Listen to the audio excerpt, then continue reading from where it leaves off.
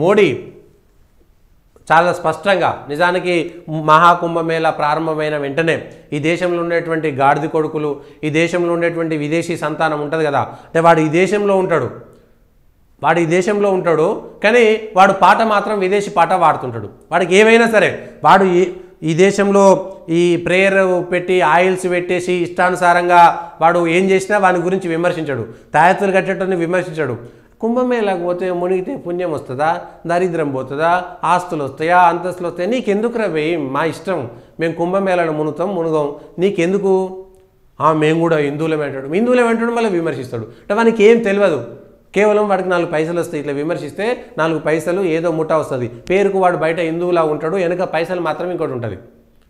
ఏదో మోటు సామెత ఒకటి ఉంటుంది చూసిరా, తినేది మొగని తిండి పాడేది మిండని పాట అని మాట వాడొద్దు, కానీ ఇట్లాంటి పరిస్థితి ఉంటుంది. ఇట్లాంటి దరిద్రులు భారతదేశంలో ఉంటారు. ఈ దేశం నీళ్ళు తాగి ఈ దేశానికి సంబంధించిన తిండి తిని ఈ దేశ వ్యతిరేక శక్తులతో ఉగ్రవాదులతో కూడా వాళ్ళు చేతులు కలుపుతారు. ఉగ్రవాదులతో, ఈ దేశ వ్యతిరేక శక్తులతోటి, ఈ దేశ వ్యతిరేక భావజాలతోటి, ఈ దేశాన్ని విచ్ఛిన్నం చేసేటువంటి, ఈ దేశం మీద దాడి చేసినటువంటి వాళ్ళతోటి వాళ్ళ పాట పాడేటువంటి దరిద్రులు ఈ దేశంలో ఉన్నంతకాలం. 100కు 100% ఈ దేశంలో ఉన్నవాడు దేశభక్తి లేకపోతే దేశమే సర్వనాశనం అవుతుంది. అనేక రాజ్యాలు కూలిపోయినటువంటి మనం చూసినాం. దేశ వ్యతిరేకత, దేశభక్తి లేకపోతే, ప్రజాస్వామ్యం పేరు మీద విశృంఖలత్వం ఏర్పడితే ఈ దేశం సర్వనాశనం అవుతుంది.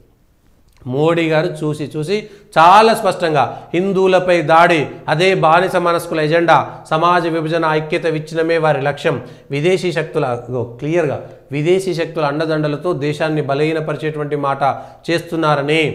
బానిస మనస్తత్వం ప్రతిపక్షాలనే కాదు, ఎవడు విమర్శించినా, ఏ పక్షంలో ఉన్నా సరే వాడు, పక్షంతో సంబంధం లేదు, ఏ పక్షంలో ఉన్నా భారతదేశంలో ఉన్నటువంటి మెజారిటీ హిందువుల యొక్క మూఢనమ్మకాలను నువ్వు ఎవడో బయట నుంచి వచ్చి చెప్పాల్సినటువంటి అవసరం లేదు.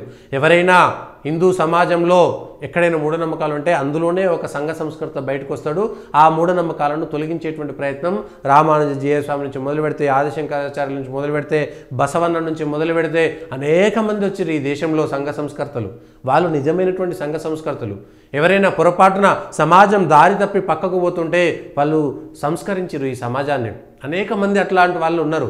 ఆ సంస్కరించినటువంటి వాళ్ళు మనకు మళ్ళీ హిందూ సమాజంలోనే పుడతారు. ఎవడో బయట నుంచి వచ్చి నేర్పించేటువంటి కర్మ లేదు వానికి. ఎవరికి హిందూ సంస్కృతి యొక్క చిటికన వేలి మీద ఉన్నటువంటి చిన్న వెంట్రుక అంతా కూడా వానికి హిందూ సమాజం గురించి, జీవన విధానం గురించి తెలియదు.